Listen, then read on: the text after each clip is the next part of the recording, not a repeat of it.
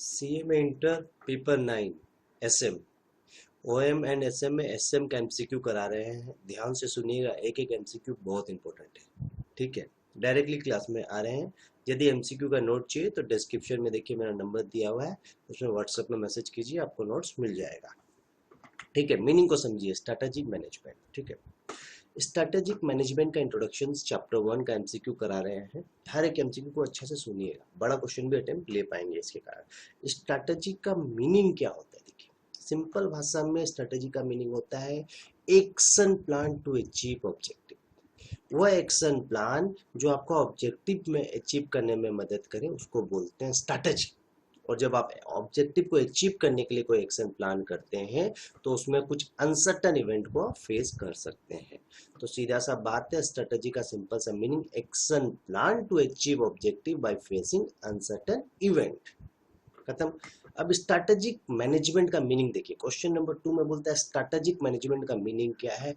Simple सा भाषा में स्ट्रैटेजिक मैनेजमेंट मतलब स्ट्रेटजी फॉर्मुलेशन, स्ट्रेटजी को फॉर्मुलेशन करना, स्ट्रेटजी को इम्प्लीमेंट करना और स्ट्रेटजी को कंट्रोल करना, ये तीनों चीजों को ही स्ट्रेटेजिक मैनेजमेंट बोलते हैं। Strategic formulation, strategy implementation and strategy control को ही स्ट्रेटेजिक मैनेजमेंट बोलते हैं। Question number 3, risk management strategy. Risk management मतलब रिस्क को आप मैनेज कर रहे हो, अवॉइड कर रहे हो, रिस्क को रिड्यूस कर रहे हो, रिस्क को रिटेन कर रहे हो, रिस्क को ट्रांसफर कर रहे हो, रिस्क को हेज कर रहे हो, ये सब रिस्क मैनेजमेंट स्ट्रेटेजी है। तो आंसर होगा point A and point B दोनों। क्वेश्चन नंबर 4 ध्यान से सुनिएगा। A corporate strategy can be defined. Corporate strategy मतलब क्या? A course of action specifying the resources required to achieve certain stated objective. मतलब वह एक्शन जो बता देगा कि मेरे को ये रिसोर्सेज चाहिए मेरा ऑब्जेक्टिव को अचीव करने के लिए। तो course of action identify resources required to achieve objective is known as corporate strategy. Question number 5 देखिए, strategic choice make a statement about the corporate strategy as well as business strategy। मतलब corporate strategy और business strategy के बारे में कुछ बोलिए। तो बोलता है corporate strategy बोलता है one refer to the whole business, पूरा business को। corporate strategy मतलब क्या? पूरा business का strategy को बोलते हैं। और another help in the formulation of market decision, मतलब corporate strategy मतलब पूरा business का strategy, ठीक है। और बिजनेस स्ट्रेटेजी मतलब होता है माने मार्केटिंग डिसीजन का फॉर्मुलेशन करना, ठीक है। Question number 6, board of director है सर्टन बेसिक टास्क। बोलता है बोर्ड ऑफ डायरेक्टर्स, कंपनी का जो बोर्ड ऑफ डायरेक्टर है उसका कुछ जिम्मेदारी होता है। क्या जिम्मेदारी है? देखो, to define the corporate mission. Corporate का क्या मिशन है उसको डिफाइन करेगा, उसको बनाएगा। स्टॉप इरेगुलर एक्टिविटीज को बंद करेगा एंड अपॉइंट करेगा टॉप मैनेजमेंट का आदमी लोग को। तो कॉर्पोरेट का मिशन को बनाना, टॉप लेवल का आदमी को अपॉइंट करना, इरेगुलर एक्टिविटीज को बंद कर देना, यही बोर्ड ऑफ डायरेक्टर लोगों का काम है। Question number 7, offensive strategy is a strategy. क्या होता है ऑफेंसिव स्ट्रेटजी? देखिए, for those company who are strong in the market but not leaders and might capture market share from the leaders. मतलब वह कंपनी जो मार्केट में strong है लेकिन वो लीडर नहीं बन पाए, ठीक है, लेकिन वो लीडर बनने की कैपेसिटी रखते हैं। तो offensive strategy means, offensive strategy किसके लिए बनाया गया है? For those company who are strong in the market but not leader and might capture market share, market share को कैप्चर कर सकते हैं, उसमें कैपेसिटी है। Question number 8, successful differential strategy allow the company to. Successful differential strategy company को क्या allow करता है? बायर का लॉयलिटी को अचीव करने में। याद रखिए, gain buyer loyalty to its brand, अपना ब्रांड के रिगार्ड में बायर का, कस्टमर का विश्वास जीतने में मदद करता है। Benchmarking the search for industry best practice, industry का बेस्ट प्रैक्टिस को सर्च किया जाता है, मतलब बेस्ट प्रोडक्ट के साथ अपना प्रोडक्ट को कंपेयर करके इंडस्ट्री का बेस्ट प्रोडक्ट को, बेस्ट सर्च जो है, बेस्ट प्रैक्टिस को डेवलप किया जाता है, उसको बोलते हैं benchmarking. Question number 11, market research studies are undertaken. Market research हम लोग क्यों करते हैं, याद रखिए, to measure brand loyalty of a class of consumer, brand का रॉयलिटी को जानने के लिए। दूसरा बोलता है to predict market potential of a product, मेरा प्रोडक्ट का मार्केट पोटेंशियल क्या है। To understand product price relationship, product price का रिलेशनशिप समझ, सारा चीज कवर होगा। ब्रांड का रॉयलिटी भी जानते हैं मार्केट स्ट्रेटेजी के द्वारा, मेरा प्रोडक्ट का मार्केट पोटेंशियल भी पता चल जाएगा, और प्राइस रिलेशनशिप, प्रोडक्ट प्राइस का जो रिलेशनशिप है वो भी पता चल जाएगा। तो आंसर होगा all of the above.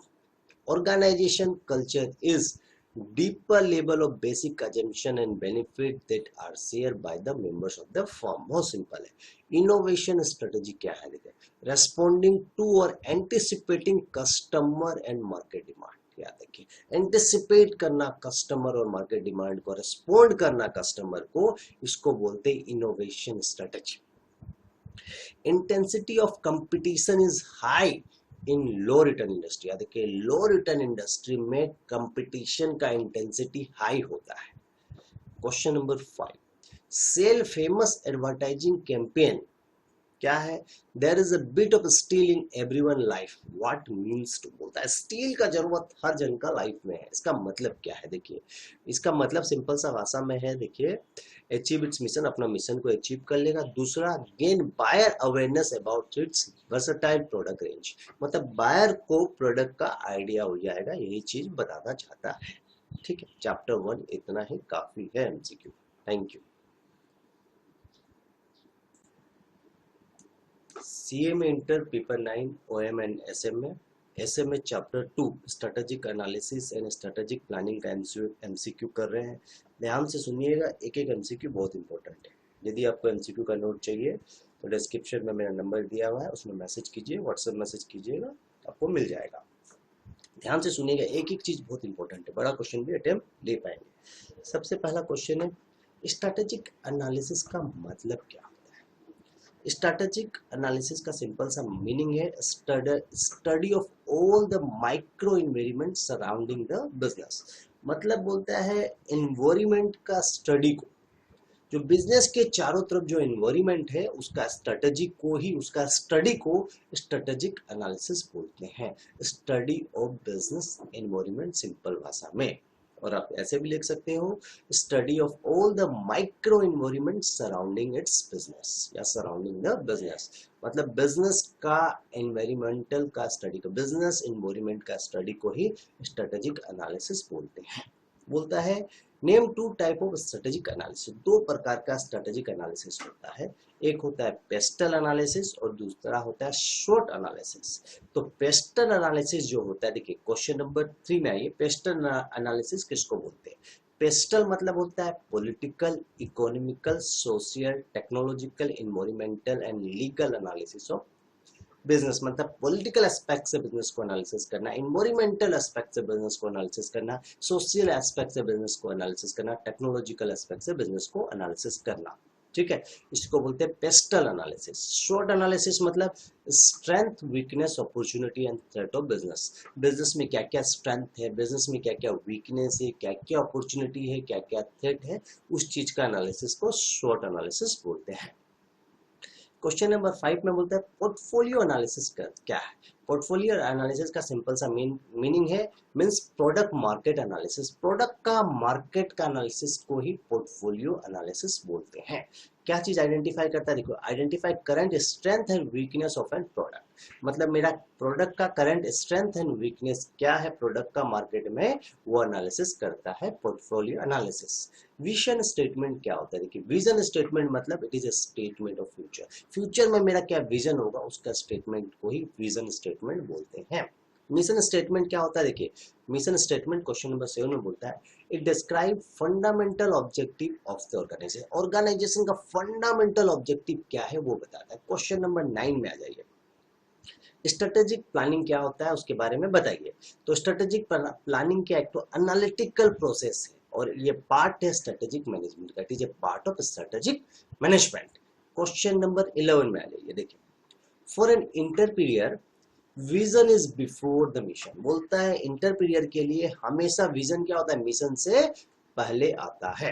Question number 12, what are enduring statement of purpose that distinguish one business from other similar business is mission statement। याद रखिएगा, बहुत इजी है। क्वेश्चन नंबर 13, एंसॉफ, याद रखिए एंसॉफ मॉडल है 4 स्ट्रेटेजी। एंसॉफ मॉडल अपना स्ट्रेटेजी को 4 भाग में डिस्क्राइब किया गया है। पहला बोलता है मार्केट आइडेंटिफिकेशंस बताता है, प्रोडक्ट का डेवलपमेंट बताता है, प्रोडक्ट का पोजीशनिंग बताता है, प्रोडक्ट का डाइवर्सिफिकेशन बताता है। याद रखिएगा एंसॉफ स्ट्रेटेजी, एंसॉफ मॉडल अपना स्टडी को 4 भाग में डेवलप किया गया है। तो क्वेश्चन नंबर 14 भी वही है। देखिए क्वेश्चन नंबर 14 में बोलता है द प्रोडक्ट मार्केट पेनिट्राइजेशन, मतलब मार्केट का आइडेंटिफिकेशन, मार्केट डेवलपमेंट, प्रोडक्ट का डेवलपमेंट और डाइवर्सिफिकेशन, ये जो 4 स्ट्रेटजी है, 4 अलग अलग स्टडी जो है, ये एंसॉफ मॉडल का ही स्टडी प्लान है। याद रखिएगा। Question number 15, strategic analysis is concerned with starting the position of the organization in terms of क्या mission, goal, corporate appraisal, उसके बेसिस में strategic analysis होता है। क्वेश्चन नंबर 16, याद रखिए directional policy matrix is the same as 9 cell G matrix, ये याद रखिएगा। Question number 17, for an actress in Bollywood the pretty face would be strategic asset. इन एक्ट्रेस के लिए उसका जो बॉलीवुड का जो एक्ट्रेस, उसका जो फेस है वो एक एसेट है, उसको बोलते हैं स्ट्रेटेजिक एसेट। क्वेश्चन नंबर 18 देखिए, which of the following market structure would be commonly identified with FMCG product. FMCG product के लिए याद रखिए मोनोपोलिस्टिक कंपटीशन होता है।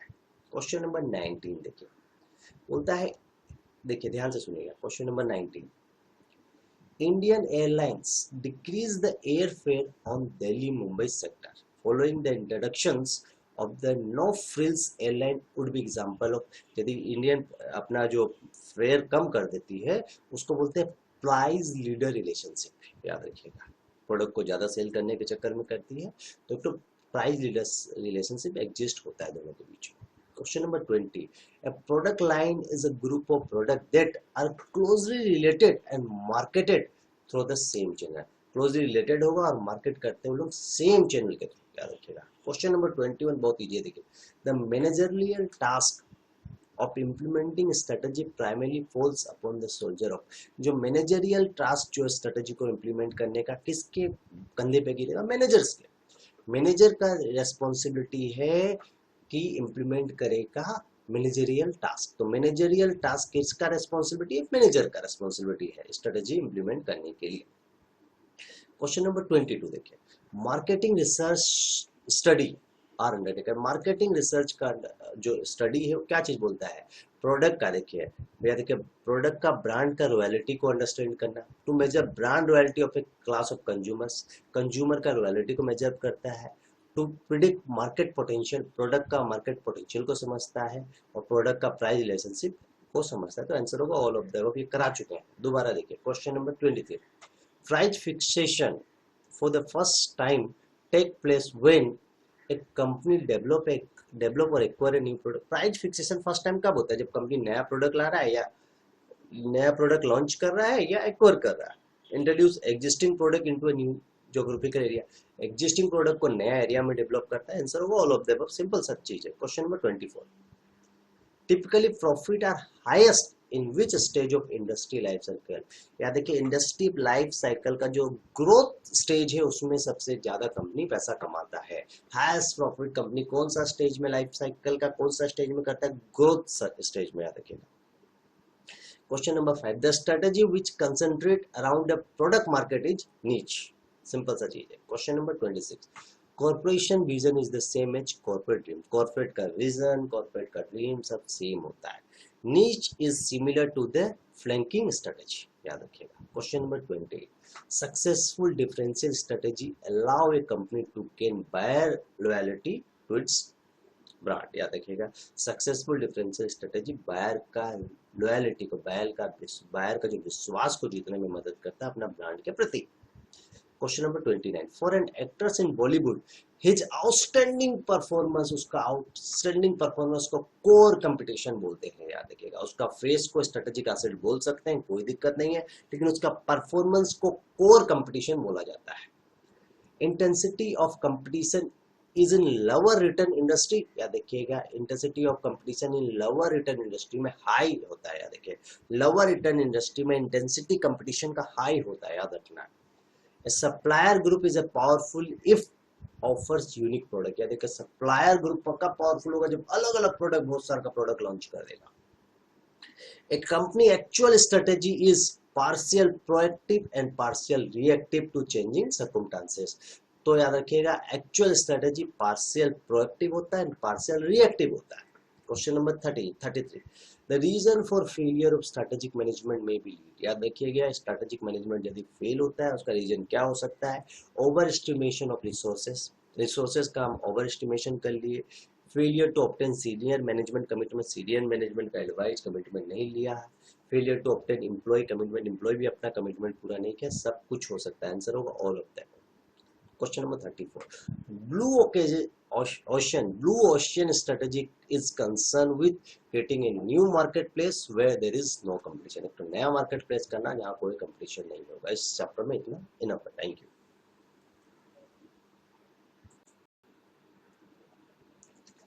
सीए में inter paper 9 OM and SM में एसएम का एमसीक्यू करा रहे हैं चैप्टर 3 का, formulation and implementation of strategy. ध्यान से सुनिएगा, एक एक एमसीक्यू बहुत इंपॉर्टेंट है। एसबीयू का मीनिंग क्या होता है? पहला क्वेश्चन देखिए, एसबीयू मतलब स्ट्रेटेजिक बिजनेस यूनिट का मतलब क्या? तो SBU means making divisional structure and division of authority and responsibility of work. बोलता है अलग अलग डिवीजन, अलग अलग यूनिट बनाने को ही एसबीयू बोलते हैं, और अलग अलग यूनिट बना के हर एक मैनेजर को उसका अथॉरिटी और रिस्पांसिबिलिटी बांटा जाता है एसबीयू में। तो एसबीयू का सिंपल मतलब अलग अलग यूनिट बनाना, अलग अलग डिवीजन बनाना और अलग अलग अथॉरिटी और रिस्पांसिबिलिटी जो है मैनेजर के बीच बांट देना।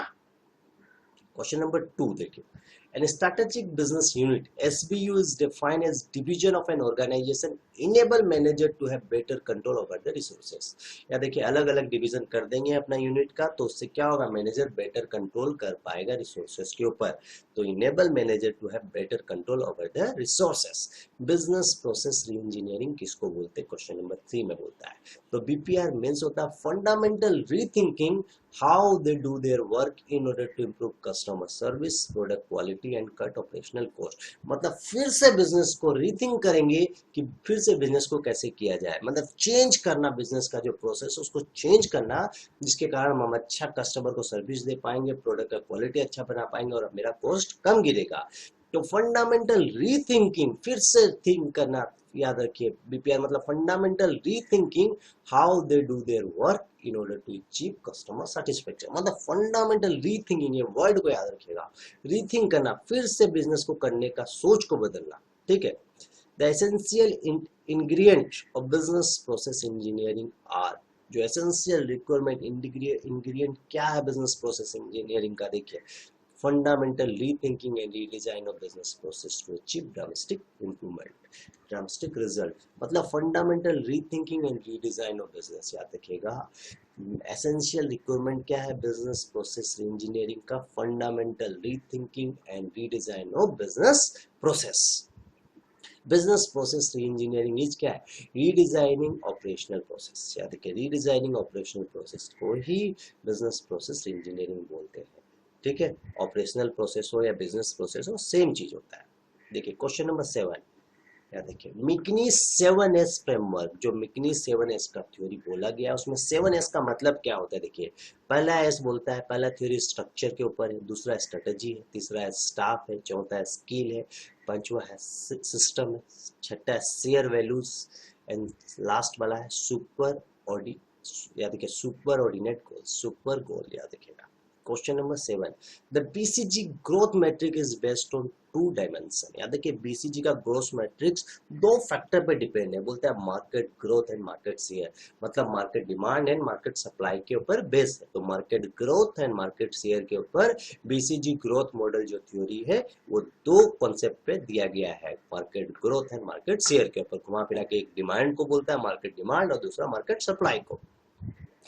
आउटसोर्सिंग इज द आउटसोर्सिंग क्या है? Purchase of a value creating activities from external supplier, external supplier से वैल्यू क्रिएटिंग एक्टिविटी को परचेज करने को ही आउटसोर्सिंग बोलते हैं। याद रखिए। Question number 9, new entrant to an industry are more likely, कब? When product differential in the industry is low. बहुत सिंपल सा क्वेश्चन था। क्वेश्चन नंबर 11 में आ जाइए। A question mark in BCG matrix is an investment which is low current income but has bright growth prospects. Simple सा चीज। Question number 12 देखिए। The strategy of the Tata Group in India could be viewed as a good example of conglomerate diversifications. याद रखिएगा। Question number 13, the best of a successful strategy implementation is, याद रखिए, best test of successful strategy implementation क्या है? Whether actual organisation performance, जो actual organisation का performance match होगा और एक्सीड होगा टारगेट परफॉर्मेंस के साथ। याद रखिए, जब एक्चुअल परफॉर्मेंस आपका टारगेट परफॉर्मेंस के साथ मैच हो रहा है या ज्यादा हो रहा है, उसी को बोलते हैं सक्सेसफुल स्ट्रेटेजी प्लान। याद रखिएगा, जो स्ट्रेटेजिक प्लान बनाया गया है मेरा, उसमें एक्चुअल परफॉर्मेंस टारगेट परफॉर्मेंस के इक्वल होना चाहिए और ज्यादा होना चाहिए, तभी मेरा सक्सेसफुल स्ट्रेटेजी इंप्लीमेंट हुआ है पता चलेगा। Offensive strategy is a strategy for those company who are strong in the market but not leader and might capture a market share from the leaders। याद रखिए, सिंपल सा चीज है। ऑफेंसिव स्ट्रेटेजी कब यूज होता है? उस कंपनी के लिए ऑफेंसिव स्ट्रेटेजी है जो मार्केट में स्ट्रांग है बट लीडर नहीं है, लेकिन लीडर बनना चाहता है। The existence of price war in the airline industry in India indicate that the competitive rivalry in the industry is soft। याद रखिए, सिंपल सा चीज है। अब MCQ ट्रू फॉल्स में आ रहे हैं, ध्यान से सुनिएगा। ट्रू फॉल्स, ठीक है, ध्यान से सुनिएगा, ठीक है। क्वेश्चन नंबर 16 ट्रू फॉल्स है, एकदम ध्यान से सुनिएगा। पहला क्वेश्चन बोलता है, dog are the product in a high growth market and low market share. चीज को समझिएगा।